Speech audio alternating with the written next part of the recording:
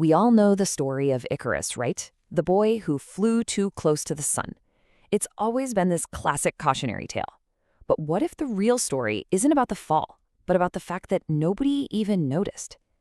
Today, we're going to dive into how this one single myth got totally transformed by a legendary painting, and then transformed again by poetry, each time showing us something new about ambition, tragedy, and maybe our own indifference. Okay, so let's take a look at this. This is landscape with the fall of Icarus, painted sometime in the 1560s.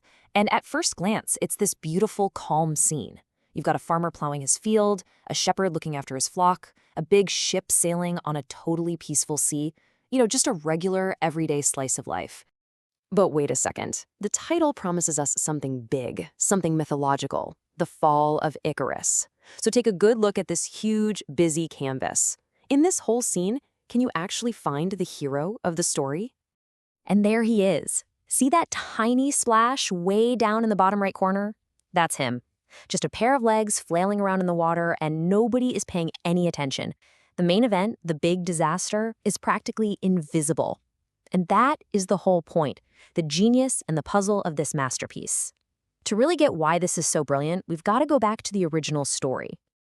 All right, so our story starts way back with the Roman poet Ovid in his famous work, Metamorphoses. And for Ovid, the message was super clear. This was a cautionary tale about the dangers of flying too high, of getting too big for your britches.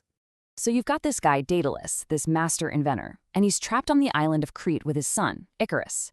To get away, Daedalus does something absolutely incredible. He makes 2 sets of wings out of feathers, thread, and beeswax. He's literally changing the laws of nature. But before they take off, Daedalus gives his son this one crucial piece of advice.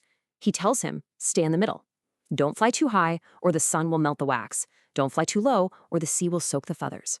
And look, this isn't just about flying. It's a life lesson, right? A warning against going to extremes. And so they fly.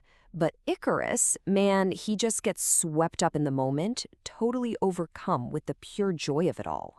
He forgets everything his dad said and just soars higher and higher, falling in love with the sky. Of course, the sun's heat melts the wax, the wings fall apart, and he plunges to his death. For Ovid, the takeaway was simple and brutal. Hubris will kill you. Okay, so now, let's fast forward almost 1,500 years. The painter Bruegel gets a hold of Ovid's dramatic story and just flips it completely on its head. See, he's not really interested in the fall itself. He's interested in the world that just stands by and lets it happen. Instead of making Icarus the hero, Bruegel basically makes him an afterthought. The real subject of this painting is everyone else. By shoving the tragedy to the very edge of the frame, Bruegel is asking this really radical question.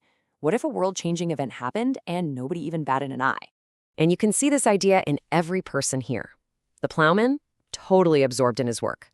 The shepherd, he's kind of just staring off into space. The fisherman is focused only on his line, and that huge ship just sails on by. It's the perfect picture of an old Flemish proverb, and the farmer continued to plow. No matter how great the tragedy, life just goes on. But this incredible, kind of unsettling idea, it didn't just stay on the canvas. In the 20th century, this one painting would go on to inspire some of the most famous poems in the English language. There's actually a word for this creative process, ekphrasis. It's a fancy term, but all it means is when one work of art, like a poem, is created in response to another work of art, like a painting. And Bruegel's Icarus, well, it caught the eye of 2 absolute masters, W.H. Auden and William Carlos Williams. Now, what's so cool is that both poets saw the exact same core message, indifference, but they saw it from slightly different angles. For W.H. Auden, it was all about human apathy. He saw that plowman and that ship and wrote how everything turns away quite leisurely from the disaster. But for William Carlos Williams, the indifference was bigger, almost part of nature itself. He wrote about the sun and the spring day, and then, almost as an afterthought, a splash quite unnoticed. This was Icarus drowning. So, we've got the myth about being careful, the painting about nobody caring, and poems reflecting on that same idea. But this story isn't over. A new voice enters the conversation and asks this wild question. What if Icarus wasn't a failure at all? What if he was the hero? And that voice belongs to the poet Anne Sexton. In her poem, she completely flips the myth on its head. She doesn't see a foolish boy who failed. She sees an adventurer who dared to experience something extraordinary, even if it only lasted for a moment. In fact, Sexton pretty much mocks Daedalus, the sensible daddy who plots a safe, boring course straight into town. For her, his sensible flight wasn't a win. It was a wasted chance. Icarus, though, the one who went for it, who soared too high, who acclaimed the sun, he was the one who truly lived. The fall wasn't the point. The flight was. So you see what happened here? A total 180-degree reversal of the original myth. The story goes from being a lesson about the dangers of ambition to a full-blown celebration of its glory. So which is it, a failure or a triumph? Well, it all depends on who's telling the story. So what's the deal here?